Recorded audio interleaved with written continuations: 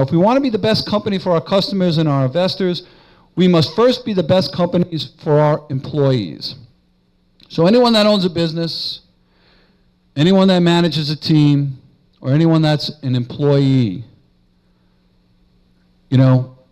it's number one paramount tenet that your most important customers, your most important clients are your employees, are your teammates, are your colleagues.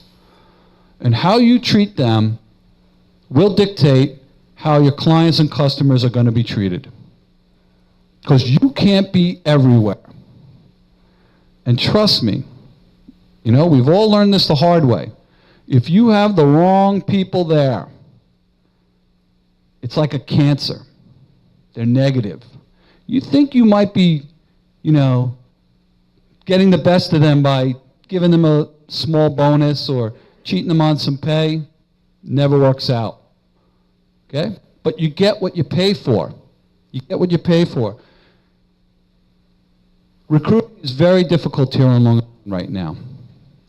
Unemployment rate is almost non-existent.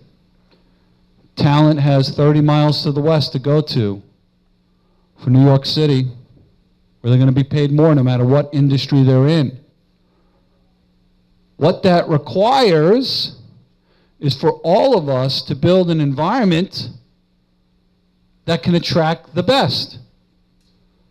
Again, think of human psychology. Think of the armed services. We're having the best and the brightest go in there and volunteer to give their life for low pay, terrible living conditions. It can be done, but we have to be incredibly vigilant and creative about how we are going to retain and attract that talent. And so the Marine Corps is legendary in how they're able to attract talent. It all starts with recruiters. It all starts with a recruiter. I remember my recruiter. I was 17, and he was sitting at a table in our high school cafeteria, and nobody was really paying attention to him.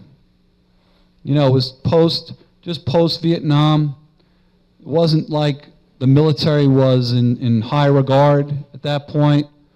Parents, most of my peers' parents had either gone to Vietnam or lost somebody in Vietnam and didn't want anybody involved in the military, thought it was terrible. I didn't even tell my parents I was talking to the recruiter. I didn't tell them until I needed them to sign because I was only 17. But Staff Sergeant Cole, my recruiter, I'll never forget him. He sat there, his uniform crisp, his shoes shined, his hair cut. You sit with this recruiter and he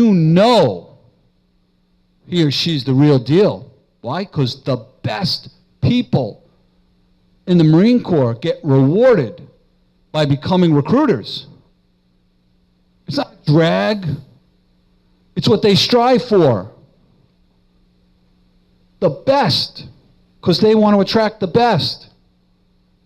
Now think about our own attitudes towards that. Think about it. Are we out there always demonstrating the best? Are we meeting potential talent for our organizations demonstrating the best?